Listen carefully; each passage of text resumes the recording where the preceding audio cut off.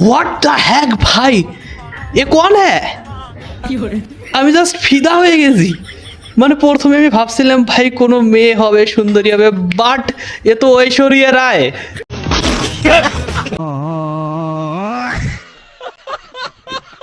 My life my rules, TikTok video shooting. কে এরকম করে কেন? ওই কি রে ভাই, এটা টিকটক ভিডিও শুটিং চলতেছে, মানে আপনারা এখন প্রতিবন্ধী বলেন যাই বলেন, এটা এরকমই ভাইরাল হয়।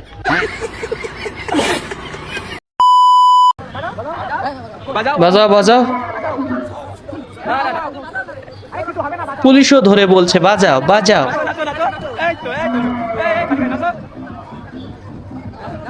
বাজাও বাজাও। হোয়াট দ্য হ্যাক, ঈদের দিনে এসব না করলে আনন্দ তো হয়ই না ভাই। পার্টনারশিপের ব্যবসা,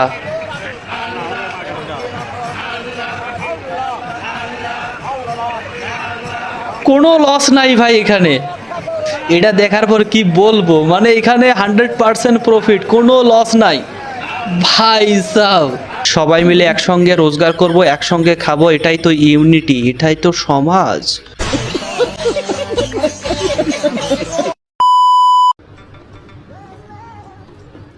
ভুঁড়ি মানে পরিষ্কার করতেছে।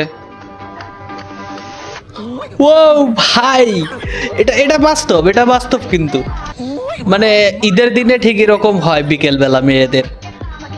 ইমোশনাল করিস না ভাই, দুর্বলতার সুযোগ নেওয়াটা একদমই ঠিক হয় নাই আপনার। ছেলেটা তো অনেক লম্বা, সবকিছু লম্বা হবে, মানে হাত পা সাহস হৃদয়। অবশ্যই ম্যাডাম, সবকিছুই হবে, আপনি ট্রাই করতে পারেন।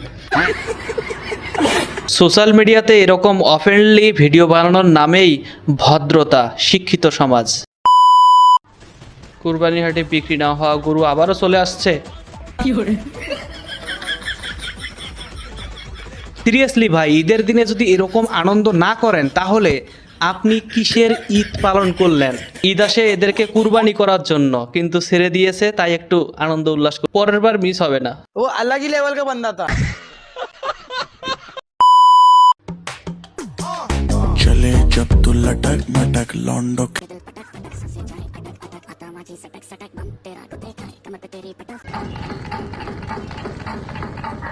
ওই যে আমি বলছিলাম না, যদি আপনি এরকম আনন্দ না করেন তাহলে আপনার কিসের ঈদ? আপনি যদি ঈদের আনন্দটা পূর্ণাঙ্গভাবে নিতে চান তাহলে এরকম করতে হবে রাস্তাঘাটে।